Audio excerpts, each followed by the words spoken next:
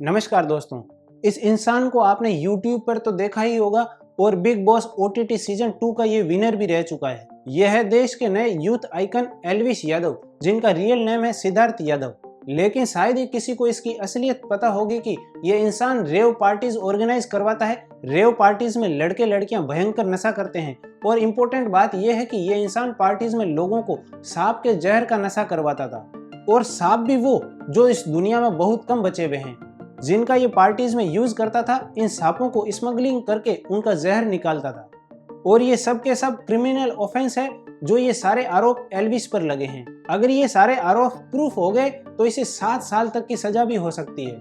लेकिन भला ये इंसान तो हिंदुत्व की बात करता था, इसको तो हरियाणा सरकार भी सपोर्ट करती थी, इसकी तो खूब सारी फैन फॉलोइंग भी है, फिर भी इसकी इन घटिया बातों का यूपी पुलिस को पता कैसे चला? आखिर कौन लोग हैं जो इस लड़के की इन बातों का ध्यान रखता है? देखो, इसकी कहानी बहुत इंटरेस्टिंग है। आइए इसे थोड़ा डिटेल में समझते हैं आज के इस वीडियो में। एक्चुअल में ऐसा हुआ कि एल्विश यादव ने सांपों के साथ YouTube पर एक वीडियो अपलोड किया था। इस वीडियो पर पीपुल फॉर एनिमल नाम के एक NGO की नजर पड़ी, और ये NGO है बीजेपी सांसद मेनका गांधी का, जो पिछले 30 सालों से चल रहा है। ये NGO एनिमल वेलफेयर में काम करने वाली सबसे बड़ी संस्थाओं में से एक है। जब इस NGO में काम करने वाले लोगों ने वीडियो में सांपों को देखा तो उन्होंने इस मामले को जानने की कोशिश शुरू कर दी।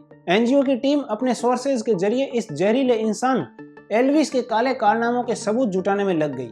NGO में बतौर एनिमल वेलफेयर ऑफिसर गौरव गुप्ता ने एल्विश को रंगे हाथों पकड़ने के लिए एक ट्रैक सेट किया। ट्रैक के इन्फॉर्मर ने एल्विश को फोन किया और एक रेव पार्टी ऑर्गेनाइज करवाने की बात की, और कहा कि सांप और खासकर कोबरा के विनोम्स भी अरेंजमेंट करवाने हैं। फिर इसी इन्फॉर्मर ने एल्विश यादव का नाम लेकर एल्विश के एजेंट से बात की, और एजेंट रेव पार्टी ऑर्गेनाइज करवाने के लिए और सांपों के लिए मान गया। रेव पार्टी के लिए जगह फिक्स हुई नोएडा सेक्टर 51 सेवरॉन बैंक्वेट हॉल। अब सारा प्लान तो सेट ही था, तो इधर NGO ने यूपी पुलिस को भी इन्फॉर्म कर दिया और साथ में फॉरेस्ट डिपार्टमेंट को भी इसके बारे में इंफॉर्मेशन दे दी। गौरव गुप्ता नाम के एक व्यक्ति ने थाना 49 में एक FIR दर्ज कराई है, जिसमें उसने ये कहा है कि हमने एल्विश यादव से संपर्क किया था एक रेव पार्टी के लिए और सांपों की व्यवस्था करने के लिए। उस पर उसने राहुल यादव नाम के व्यक्ति का फोन नंबर हमें दिया था। अब जैसे ये लोग सांपों के साथ आए तो इन्हें पुलिस ने अरेस्ट कर लिया, और इन लोगों के पास से 9 जहरीले सांप, 5 cobra, 1 python, 2 headed snakes and 1 red snakes के साथ 20 ml अलग से जहर मिला। और इन पकड़े गए लोगों ने भी एल्विश के अंडर काम करने को एग्री किया। पुलिस और फॉरेस्ट डिपार्टमेंट के अकॉर्डिंग सांपों को रखना, इनकी स्मगलिंग करना हाईली पनिशेबल है।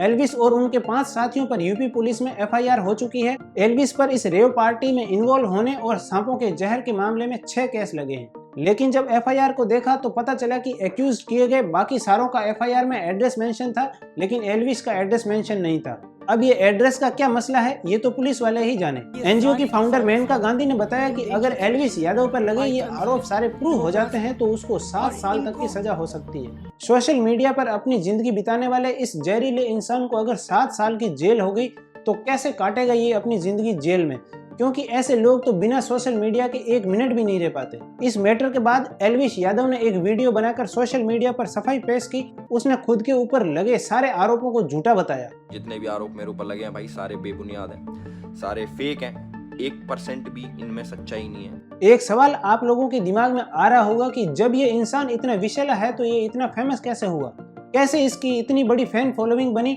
और आज का यूथ इसे यूथ आइकन क्यों मानने लगा है, और हरियाणा सरकार के खट्टर ताऊ इसको आगे लेकर जाने की बात क्यों करते हैं। आइए खोलते हैं इसकी पूरी कुंडली। तो एल्विश का जन्म तो गुड़गांव में हुआ था। आज इसकी 26 साल की एज हो चुकी है। पढ़ाई के लिए हरियाणा के MIT यूनिवर्सिटी के बाद दिल्ली के हंसराज कॉलेज गया। फिर YouTube पर छोटे छोटे हंसी मजाक के वीडियोस बनाता रहा, और कई बार ये वल्गर और फूड वीडियो भी बनाने लगा। इन थंबनेल को देखकर आप इस इंसान की मानसिकता का अंदाजा लगा सकते हो कि ये शख्स कैसी सोच रखता है। दरअसल एल्विश रोस्ट करने के नाम पर गलत हरकतें करता है, क्योंकि इसके हिंदुत्व और राष्ट्रवाद के नाम पर अच्छे भले लोग भी इसकी बातों में आने लगते हैं और इसको फॉलो करने लगे।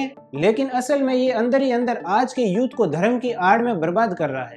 ये अपनी काली कारतूतों और गुनाहों को छुपाने के लिए हमेशा भगवान राम के नाम का यूज करता रहा है, जिससे इसकी पॉपुलैरिटी भी बनी रहती है। लेकिन कहते हैं ना कि जब पाप का घड़ा भरता है तो पाई पाई का हिसाब चुकाना पड़ता है। एल्विश के पापों का घड़ा इतना जल्दी भरेगा ये कभी किसी ने नहीं सोचा था।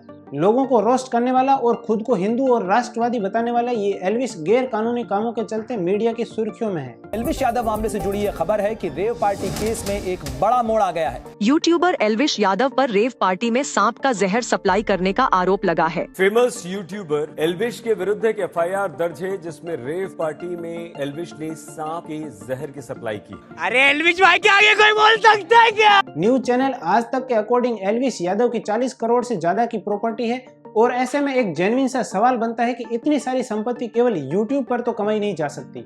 इसलिए एक बात तो इस पर फिट बैठती है कि इसकी साइड इनकम ऐसे ही इलीगल धंधों की वजह से होती होगी।